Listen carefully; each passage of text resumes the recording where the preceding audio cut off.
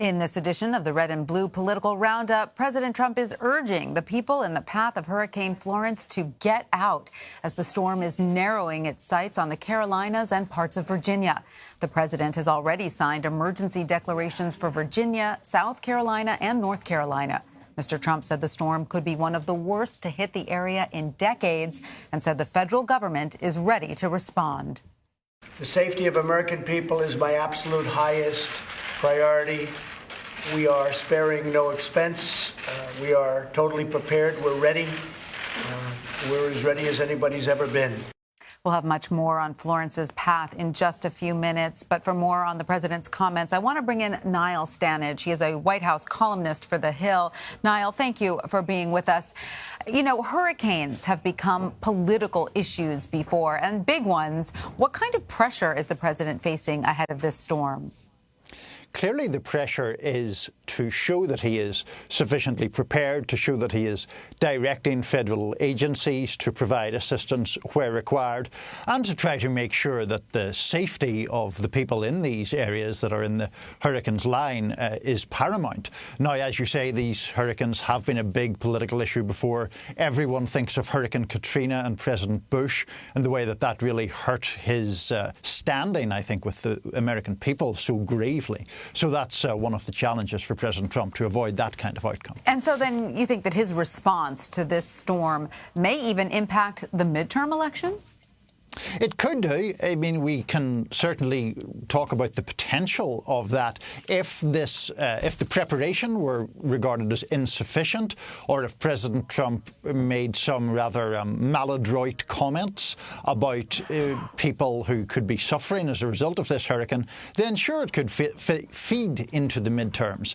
Now, in saying all of that with President Trump, I think we do have to say, Tanya, that there are controversies on an almost weekly, if not daily basis. So one never knows. We're only at early September now. There could be very many different issues between now and November the 6th. Yes, a little bit of political whiplash is always to be expected. Niall, Congress was scheduled to return to Washington from recess on Wednesday, but of course that could now be delayed due to the weather and travel concerns.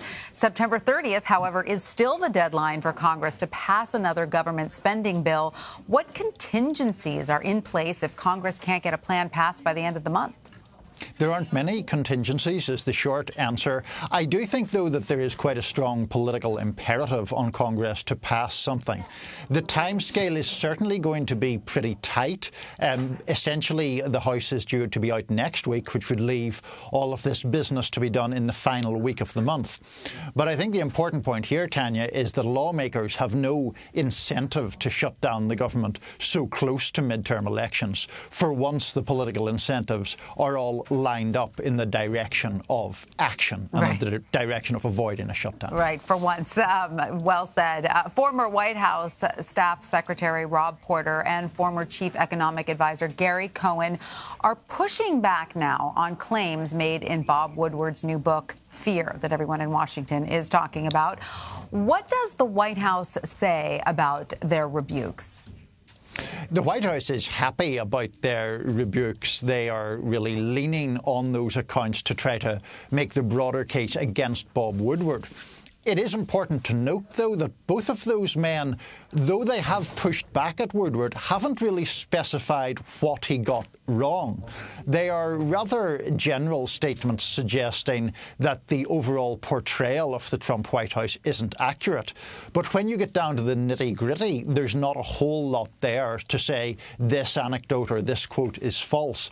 And I think that's going to be something that people are going to pick up upon, because obviously Bob Woodward has a very formidable reputation stretching all the way back to Watergate. Yes, very good point. And there were some very sort of damaging things that were brought up by both of those characters in this book. So that is a very, very valid point. Is there a concern in the White House and among Republicans that the damage from this book could have a negative impact on the campaign trail, you know, as President Trump heads out on all of these pre-midterm rallies? Yes, there is. We have seen President Trump's standing fall in a couple of recent polls, and that comes against a backdrop where his popularity ratings have tended to be fairly resilient, at least with his base. Now, there are a number of possible reasons for that. The Woodward book could be one. Of course, he's gone through a number of legal controversies pertaining to Michael Cohen, Paul Manafort, things like that. So it's difficult to isolate one cause. But if the Woodward book is considered part of an overall picture where government and the administration has been quite chaotic, then I think that does have the potential to be electorally damaging. That's one of the reasons, in my view, why the White House has pushed back so fiercely against Bob Woodward. And, Niall, the president's son, Donald Trump Jr., was interviewed on ABC Tuesday morning, and he had this to say when asked about trust in the White House. Let's listen. I think there are people in there that he can trust. It's a much smaller group than I would like it to be. Who do you trust? Well, I'll keep that to myself. And they're not family? Well, obviously, yeah, I'm talking outside of family. I think that one goes without saying.